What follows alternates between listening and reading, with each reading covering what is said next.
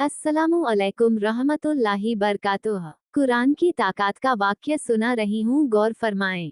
कुरान की ताकत, जो लोग कुरान पढ़ते हैं, जो लोग कुरान की तिलावत करते हैं, उनके ऊपर कोई मुसीबत नहीं आती, बुरी बला हो उनसे दूर रहती है। आज मैं जो दास्तां सुनाने जा रही हूँ वह एक मदरसे में पढ़ने वाले बच्चे की है। वो बच्चा बचपन से ही मस्जिद में जाता, अरबी की तालीम लेने के लिए रोजाना मस्जिद में जाता और अच्छी पढ़ाई करता। उसको अरबी पढ़ने का बहुत शौक था, हरदम अरबी पढ़ने की जिद किया करता था। इस वजह से उनके अब्बू ने रोज मदरसे भेजा करते और कहा, तुम अगर अच्छा पढ़ोगे तो नूरानी कायदा जल्दी खत्म करोगे तो मैं तुम्हारा एडमिशन बड़े मदरसे में करवा दूंगा। ये बच्चा बहुत कोशिश करता है, रोजाना मस्जिद जाता है, नूरानी कायदा की तालीम अच्छी तरह लेता है, रोज पढ़ने के लिए मस्जिद जाता है। जब उसका नूरानी कायदा पढ़ना पूरा होता है, फिर उसके अब्बू उसका एडमिशन एक मदरसे में करवाते हैं। वहां से उसकी तालीम शुरू होती है। वह रोजाना मदरसे जाता है और मदरसे से आते आते मगरिब हो जाती। मगरिब के वक्त जब वह आता, उसे ऐसा महसूस होता है कि उसके साथ कोई चल रहा है। लड़का बहुत हिम्मत वाला था, वह पीछे मुड़कर देखता है और कहता है, कौन है कौन है। जब आगे बढ़ता है उसे कोई दिखाई नहीं देता। जब वह पीछे देखता है तो कोई आ रहा है, ऐसा महसूस होता है।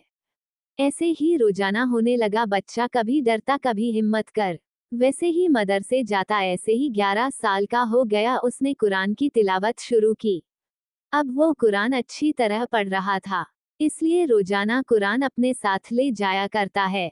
इस वजह से वह साया उसके पास नहीं आता, लेकिन उसके पीछे पीछे रहता है। ऐसे ही दिन गुजरते गए। एक दिन वह लड़का कुछ काम की वजह से मदरसे बाहर निकल गया।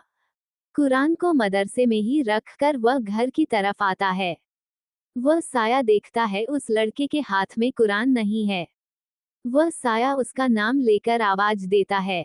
वह रुक जाता है और देखता है, वह साया ही होता है, जो एक लड़की के रूप में आता है, जो बेहद ही खूबसूरत थी।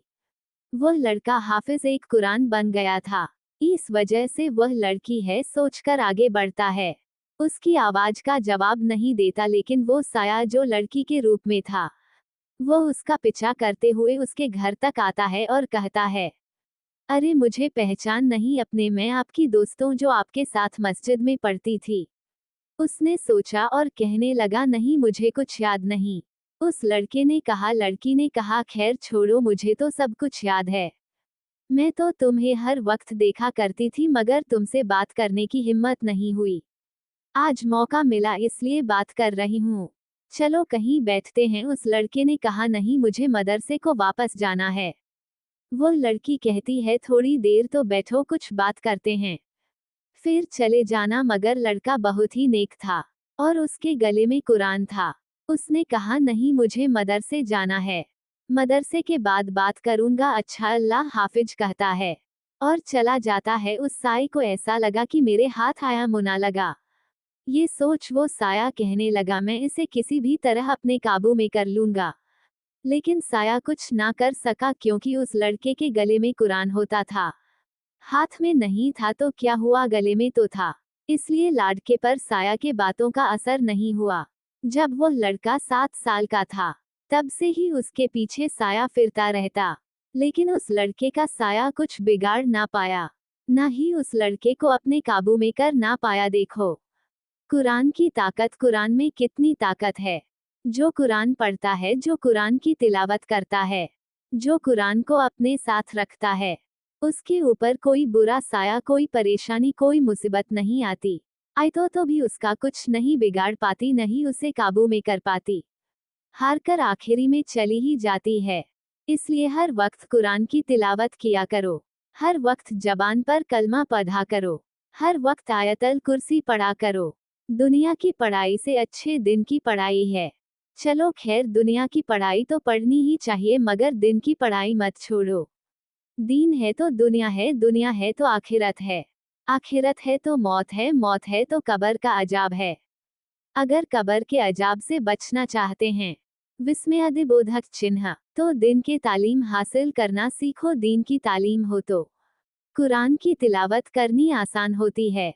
जिस इंसान को कुरान की तिलावत मुजबानी आती है, उसका कोई कुछ नहीं बिगाड़ सकता। शैतान तो डरकर 40 कदम दूर ही रहता है।